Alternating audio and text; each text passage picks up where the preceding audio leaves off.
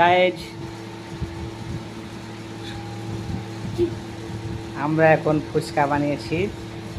এই যে ফুচকার তেঁতুল টক, আলু ছানা, ইমলি চাটনি আছে। এই যে ফুচকা, কলকাতা স্টাইলে ফুচকা বানিয়েছি। আমরা এখন মুম্বাইতে থাকি। আমার ছেলে খাবে, বসে আছে। কেমন হয়েছে মনে ফুচকাটা? হেভি হয়েছে। সবাইকে বলো লাইক কমেন্ট দিতে, যেন পরবর্তী ভিডিওটা আরো ভালো বানাতে পারি। হ্যাঁ, আর আপনাদের যাদের লোভ লাগছে কলকাতা ফুচকা খাওয়ার জন্য তারা কমেন্টে জানাবেন, আমরা রেসিপি বলে দেব। গাইজ, আমরা এখন ফুচকা বানিয়েছি। এই যে ফুচকার তেঁতুল টক, আলু ছানা, ইমলি চাটনি আছে। এই যে ফুচকা, কলকাতা স্টাইলে ফুচকা বানিয়েছি। আমরা এখন মুম্বাইতে থাকি।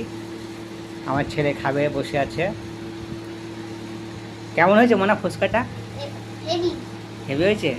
সবাইকে বলো লাইক কমেন্ট দিতে, যেন পরবর্তী ভিডিওটা আরো ভালো বানাতে পারি। হ্যাঁ, আর আপনাদের যাদের লোভ লাগছে কলকাতা ফুচকা খাওয়ার জন্য তারা কমেন্টে জানাবেন, আমরা রেসিপি বলে দেব।